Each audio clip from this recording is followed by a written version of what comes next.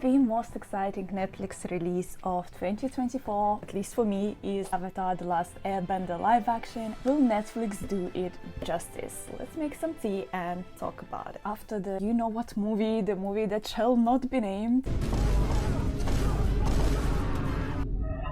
I'm a little bit nervous about it. Considering the changes that they talked about so far and the trailer overall, it looks quite promising. Let's pretend it's jasmine tea. This tea is nothing more than hot leaf juice. Uncle, that's what all tea is. All the actors look amazing, and the fact that the bending is consistent with martial arts is already great news. It's really cool that we are getting more of the Kyoshi warriors and we get so many characters all fitting into this first season. We see the whole genocide part of the series, which was never showed in the first place, so it's going to be quite interesting. One of the concerns definitely would be the change of the storylines and how they will portray the characters. For me, as long as they keep a little bit of the goofiness of the characters and how the whole character development was happening, I'd be pretty happy. From Zuko's trailer, it feels like the Zuko's narrative has changed a little bit, so he's extremely patriotic now. He's talking a little bit more about Our nation must emerge victorious.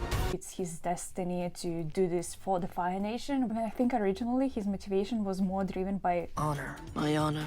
I want my honor. My honor. and I don't know how much of that was Fire Nation patriotic stuff as it was about getting his dad's approval, his dad's love. And we also see that they will be showing the early years of Zuko's story. We will actually see the Agni Kai, his relationship with Azula, right, all in the first season, and I think that might create the sympathy for Zuko a little too early on. Originally the series would begin with Zuko being really angry and not kind of being really nice, even though he was still funny in my opinion, even like in the first episode. But the way our sympathy grew for him would be really gradual, while here we kind of get smashed with all those facts straight away. And that brings me to the point of Netflix straight away revealing the Fire Lord Ozai's face. That was one of the most intriguing parts. We didn't see his face, we didn't know anything about him. This worry and nerves grew together with how Aang was approaching the day where he will have to face him, and that was also kind of a whole storyline. He was like, I don't even know how the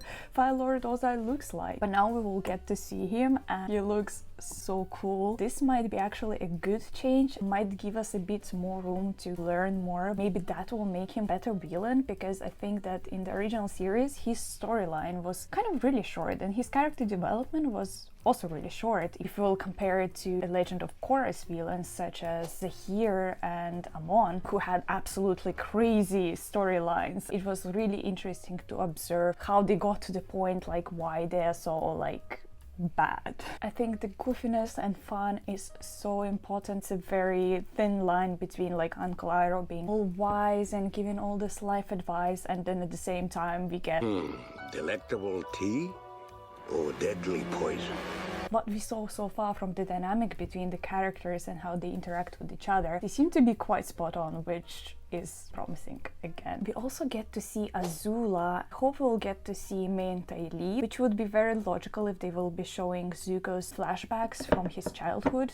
It's going to be also interesting to see in more details Azula's bending. They already gave her an arrow and a bow, which is going to be kind of a parallel to what Zuko does as a... Shall I spoiler it?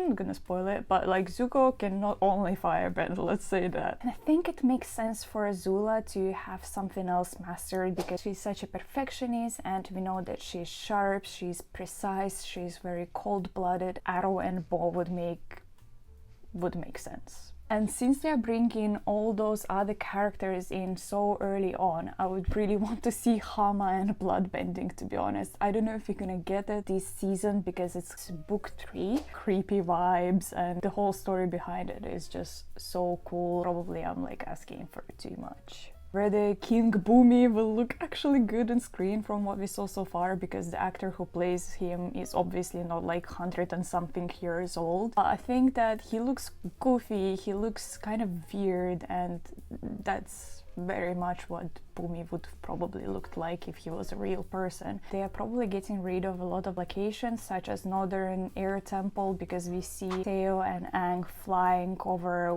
what looked like Amashu to me. That episode was actually a big deal for Aang trying to preserve air nomads history and culture. It's gonna be just interesting to see how they're gonna twist that. And another thing that was looking really epic, Hey Pai Spirits. Oh my god, I'm excited to see that episode. Let me know what episodes you think they should include and which ones they shouldn't include. The Great Divide would probably get some of the votes here. I hope this video will reach people who are actually interested in this topic, because I'm so excited to discuss more. See you next week.